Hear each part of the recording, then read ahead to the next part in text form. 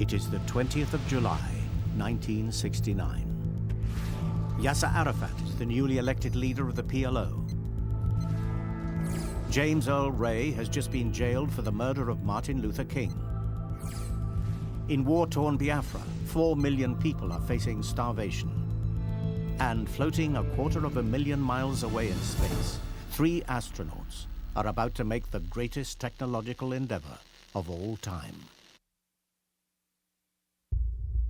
Houston, Texas.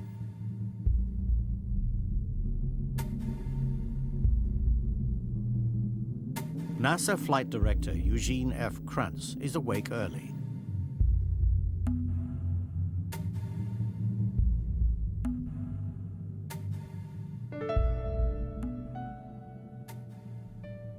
A Korean War Air Force veteran, he is a patriot and a devout Catholic.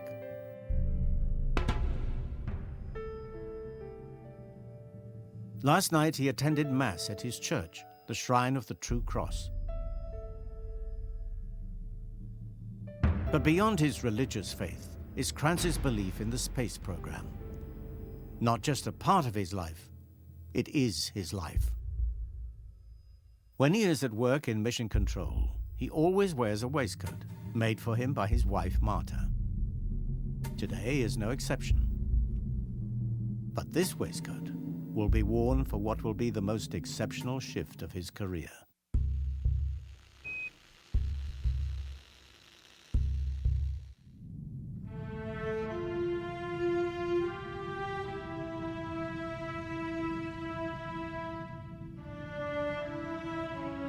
"239,000 miles above Houston, the 3 astronauts of the 11th Apollo mission are still asleep in the command module Columbia.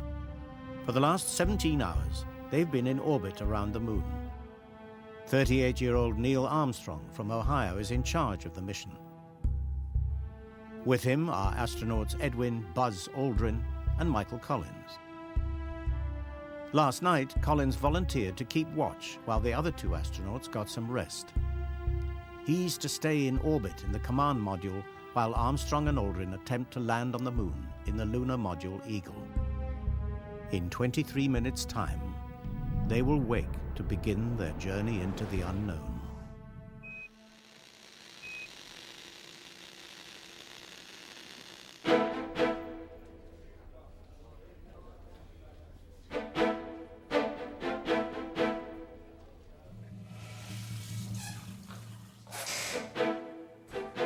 Steve Bales spent the night in the mission control bunkhouse. Never particularly good at waking up in the morning, this is one day on which he couldn't afford to oversleep. It is his first job since leaving college, but at just 26 years old, he is already a Space Center veteran of 5 years.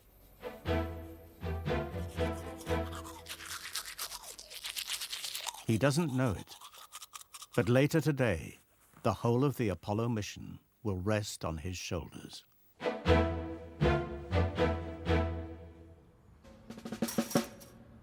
As flight director, Kranz has overall responsibility for the lunar landing.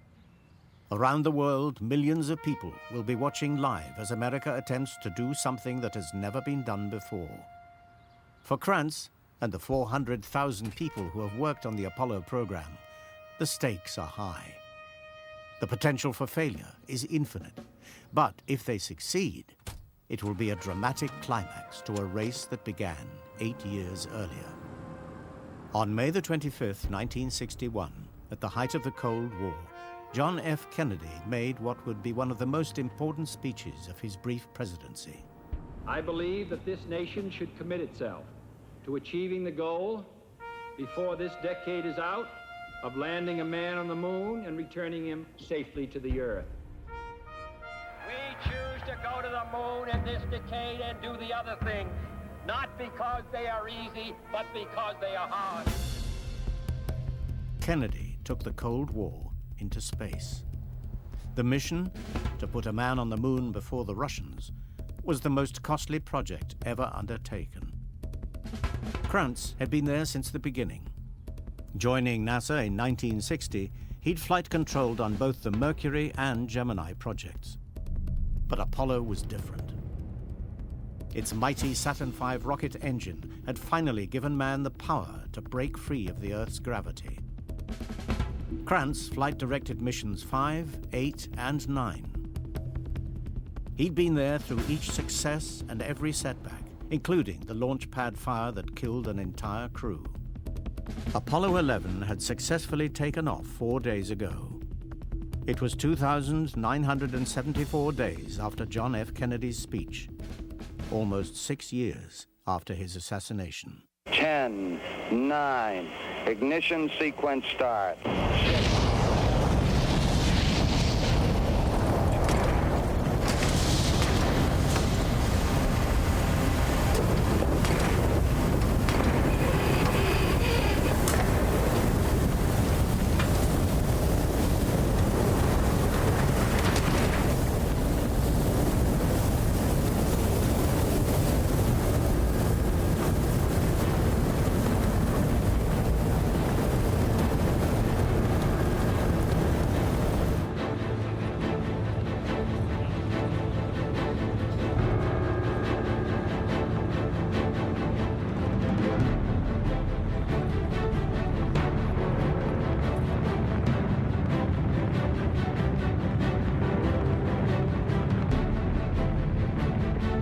After orbiting the Earth 1.5 times, the third stage engine boosted Apollo 11 out of Earth's orbit and on to a lunar trajectory.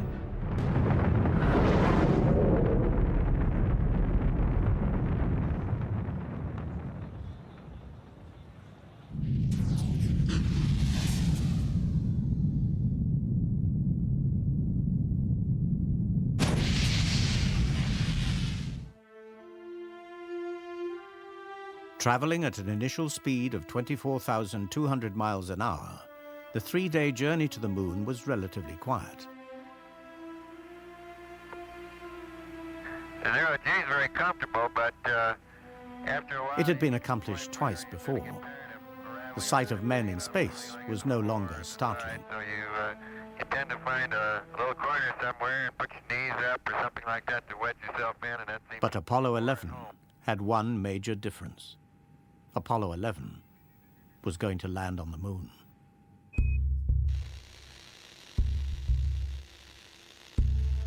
Eight o'clock.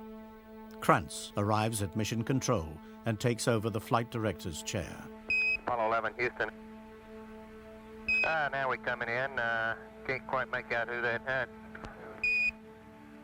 It's Big Mike Collins there. Well, you got a little bit of... Yeah, hello there, sports fans. You got a little bit of me, plus Neil's in the center couch, and Buzz is doing the camera work this time. They are about to embark on the most risky phase of the mission, the descent to the surface of the moon. Maybe a bigger f-stop might help. In orbit above the moon, Buzz Aldrin crawls through the hatch into the lunar module. He starts checking the systems in preparation for the powered descent. Krantz makes his first entry in the flight log. 95 hours and 41 minutes mission elapsed time. White team, descent. Crew in lunar module, pressurizing preps. All looks good. He looks over the first row of flight controllers in the place they call the trench. The controllers have a nickname for Krantz, General Savage. There is the communications officer. His job is to ensure Eagle maintains a strong radio signal with Houston, so the controllers have good data and can communicate with the spacecraft. The flight surgeon will be monitoring the health of the astronauts through individual electrocardiogram readouts. There is Guidance Officer Steve Bales. His job is to oversee the computerized flight control system that will take Eagle down to the moon. And directly in front of Krantz is astronaut Charlie Duke, Capcom, the capsule communicator. He's the point of contact between Krantz's team and the Apollo mission. Apollo 11, Houston, did you copy? Over. It's his voice that the astronauts and the world will hear.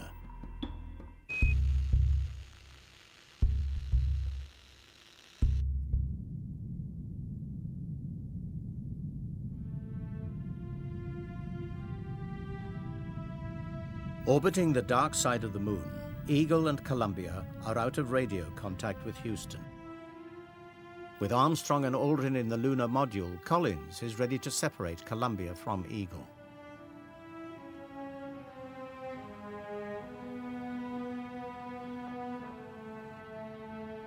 Collins releases the spring-loaded bolts of the docking mechanism, and Eagle drifts gently away.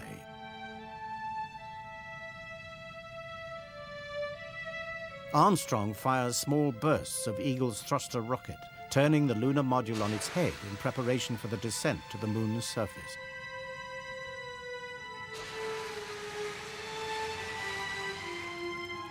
Nicknamed the Flying Bedstead by astronauts in training, Eagle's balance is maintained by its onboard computer. The peak of 1969 technology, its 74 kilobyte memory, is less than a modern mobile phone. Collins starts his vigil orbiting the moon in Columbia. Privately, he has given some thought to the odds of them safely accomplishing this mission. He estimates a 50-50 chance of success. If things go according to plan, he won't see Armstrong and Aldrin for at least 22 hours. If something goes wrong down there, it's unlikely he will ever see them again.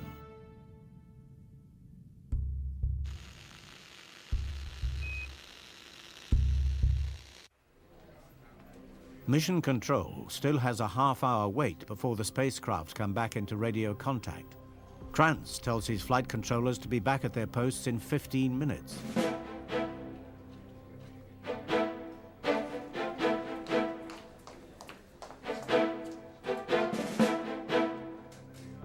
Procedures in flight. Will you make sure the doors get secured now, please? Krantz orders security to lock the doors to Mission Control and switches to a private communication loop. Will you secure the doors? Roger. Then, after reviewing operational procedures, he gives the pep talk of his life. This is the best team I've ever worked with. I have ultimate confidence in you people. What we're about to do now, it's just like we do it in training.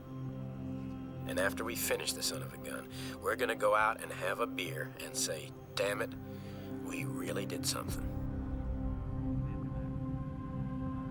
Collins clears the moon 2 minutes before Eagle and establishes contact with Houston. Columbia, Houston, we're standing by, over. Houston, Columbia, reading you loud and clear. How many? Roger, bye, Mike. How did he go, over? Listen, Dave, everything's going just swimmingly. Beautiful. Great. We're standing by for Eagle. Eagle then clears the moon, but Mission Control has a problem receiving their signal. Communications from the spacecraft have been cutting out and then returning for brief moments. Apollo 11, this is Houston. How do you read, over?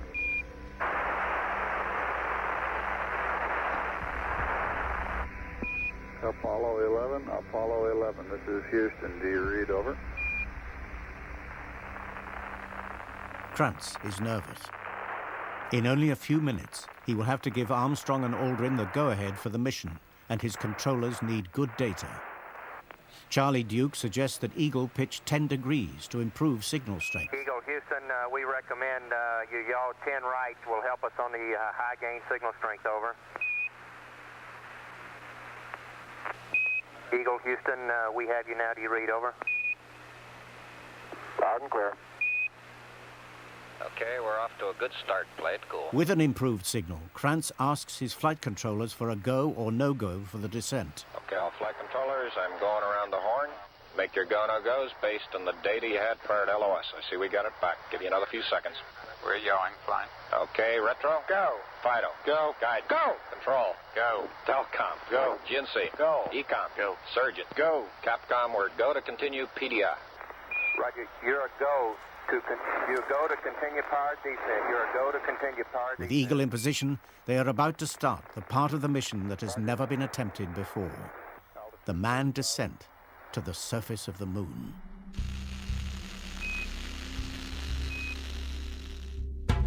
Only 50,000 feet above the moon, Armstrong and Aldrin are strapped to the floor of the lunar module. Their mouths are dry from the pure oxygen in the capsule. The computer will take Eagle down to 500 feet when Armstrong will take over control for the landing. The descent engine fires and the lunar module vibrates with a high-frequency hum. Eagle is face down, traveling towards the moon at a mile a second. Armstrong looks out of the window to check for landmarks, but each checkpoint is appearing 2 seconds ahead of schedule. At their current rate of descent, they are likely to overshoot the planned landing site by 2 miles. 15 foot, we're going to make it a thing. Roger. It could be a little long. Roger, copy. He thinks you're a little long downrange. That's right. I think we confirm that. We confirm that, Roger. Guidance Officer Steve Bales is worried. Eagle is descending too fast, 20 miles an hour faster than planned. If the descent rate increases, Eagle is likely to crash land. But the speed is constant. They can overshoot the planned landing zone, and Armstrong should be able to find a new suitable site. Eagle turns over onto its back so that its landing radar can lock onto the moon. The radar comes to life, firing information on speed and altitude into Eagle's guidance system. Okay, we got data back. Radar flight looks good. Raj, 2,000 feet. Raj, 2,000 foot Del H. Aldrin checks the computer's calculations against the distance measured by the radar. Because of the fast descent rate, the two are out by several thousand feet. He tries to input the new data from the radar into the computer.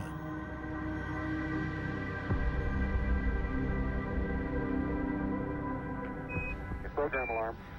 An alarm goes off on the computer. 1202. 1202. Aldrin has never seen this before. He has no idea what a 1202 alarm means or how serious it might be. Mission control, and Krantz is under pressure.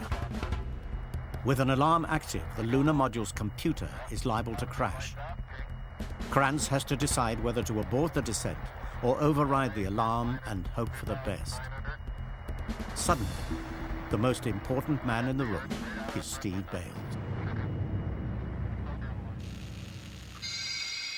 Whether the entire mission is go or no-go is now down to the 26-year-old guidance officer. But Bales isn't sure what the 1202 alarm is either. During simulated landings, 3 seconds was considered a long time. It takes 15 for mission control to give Neil Armstrong an answer. The entire mission hangs on Bales' call. The astronauts need an answer. Give us a reading on the 1202 program alarm. We're going that flight. We're going that alarm? Roger, we got you. We're going that alarm. Bales thinks the alarm is the result of a computer overload, so it keeps resetting itself. 1201. Another alarm, this time a 1201. Roger, 1201 alarm. We're going that flight. 1201 alarm. Same time, we're go flight. Okay, we're go. Then another 1202 alarm. Roger, 1202, we copy. With the alarms now coming on top of each other, Bales overrides each one. Go, go, go. We're go, same time, we're go. Bales' decision allows the lunar module to continue its descent. Inside Eagle, Aldrin updates the computer with the new data. Eagle looking great, you're go. But the mission is about to enter its most risky phase. Altitude 1600.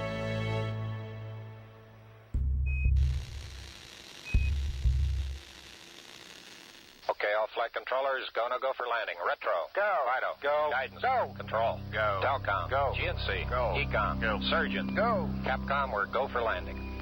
Houston, you're go for landing, over. Roger, understand. Go for landing. 3,000 feet. Okay, all flight controllers, hang tight. Should be throttling down pretty shortly. Halfway through the powered descent, Eagle's engine throttles down. Still under computer control, it pitches over into its landing position. Armstrong checks the altitude and speed. 5,000 feet up, 100 feet per second. Just as expected. Flight Fido, let's go real good. Roger, Fido, good. Velocity down now to 1,200 feet per second. You're looking great to us, Eagle. How you doing? Control?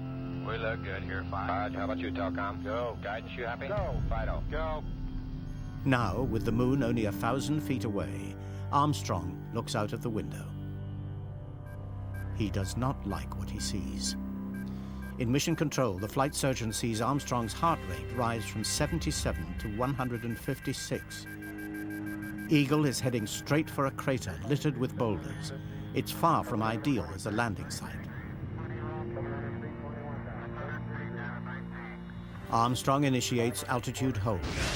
Eagle lurches forward and is rocked by violent shudders as he fires the pitch control rockets. Just 350 feet above the moon, Eagle clears the boulder field and Armstrong flies on in search of safer ground.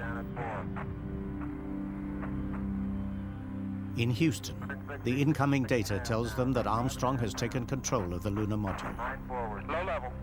Low level. Low level. They can also see that his use of the thruster has left Eagle dangerously low on fuel. 100 feet, 3.5 down, 9 forward. For the first time today, Krantz and the controllers are powerless. The whole mission is now down to just 2 men. All they can do is listen to Armstrong and Aldrin counting down the distance to the moon and hope that the fuel doesn't run out.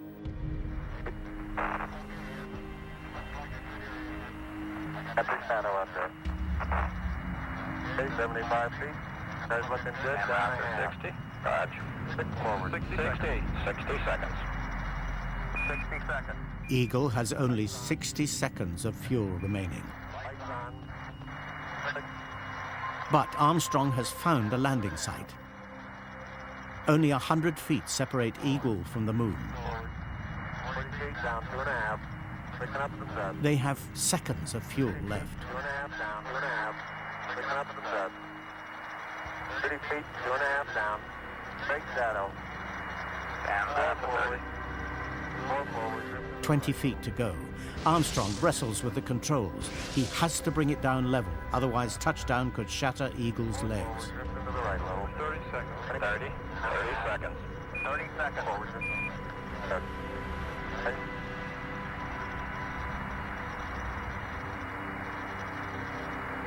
Contact light. Upon landing, Armstrong is supposed to shut down the engine.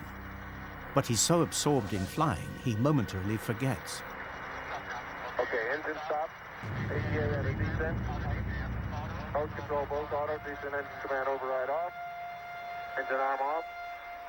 413 is in. We copy you down, Eagle. Houston, Tranquility base here. The Eagle has landed. Roger, Tranquility. We copy you on the ground. You got a bunch of guys about to turn blue. We're breathing again. Thanks a lot. Okay, we're going to be busy for a minute. Flight. That 14 plus 2 looks beautiful. Roger. Okay, keep the chatter down in this room. Krantz quietens his controllers. Okay, The flight plan calls for a possible emergency liftoff. Krantz asks the controllers if it is stay or no stay. Okay, T1, stay, no stay. Retro. Stay. Fido. Stay. Guidance. Stay. Control. Stay. Telcom. Stay. GNC. Stay. Ecom. Stay. Surgeon. Stay. Capcom, we're stay for T1. Roger, Eagle, and you are stay for T1. Over. Eagle, you are stay for T1. With a unanimous stay, Armstrong and Aldrin power down most of Eagle's systems. The flight plan has a 4-hour rest period scheduled, but there is no reason to wait. Armstrong suggests that the most dramatic part of the mission starts ahead of schedule. With Eagle safely on the moon, Gene Krantz and his white team hand over to a new shift. They attend a short press conference, but are keen to get back to witness the high point of the mission.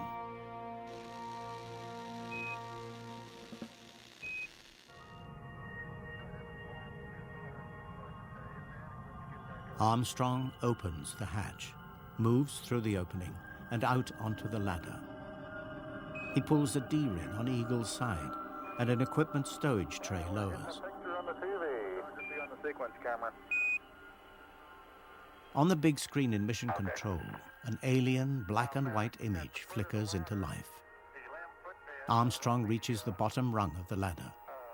He pauses.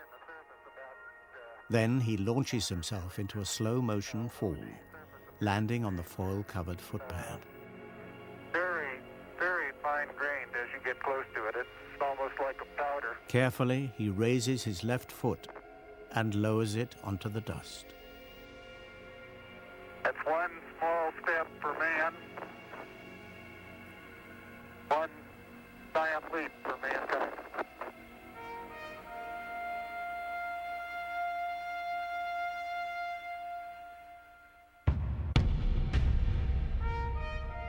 With no wind on the lunar surface, Armstrong's footprint will remain undisturbed for millions of years.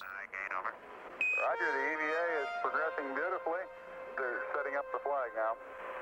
Later, Armstrong and Aldrin will unfurl an American flag, stiffened with wire, so that it will give the impression of flying in this airless world. Posing for Armstrong's camera, Aldrin reads the plaque that will remain on the lunar surface. Neil is now unveiling the plaque that says, "Here men from the planet Earth first set foot upon the moon, July 1969, AD. It came in peace for all mankind.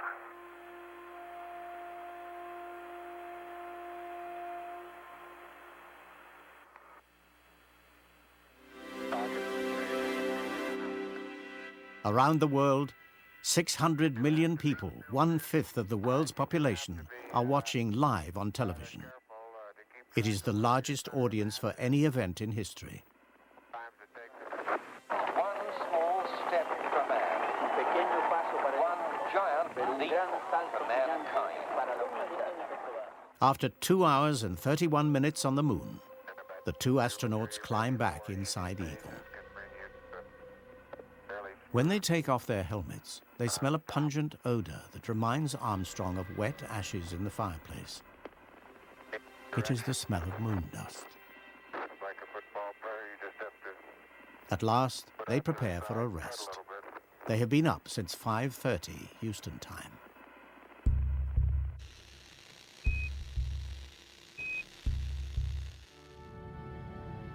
In a few hours from now, the two astronauts will blast off from the moon and rendezvous with Michael Collins in the command module.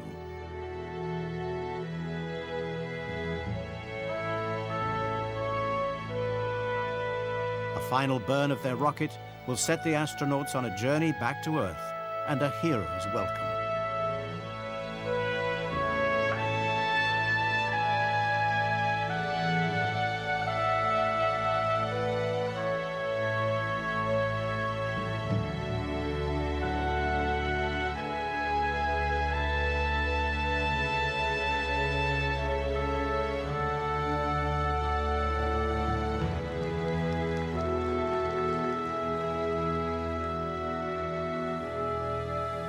Neil Armstrong will enter the history books as the first man on the moon, Buzz Aldrin as the second, and Mike Collins as the astronaut who went with them.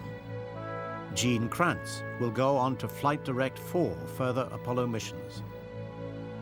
Steve Bales will be awarded the Presidential Medal of Honor for his part in the lunar landing. Go. A total of 12 men will ultimately walk on the moon, the last on December the 11th, 1972. The first today, on July the 20th, 1969. 66 years after the Wright brothers' first flight.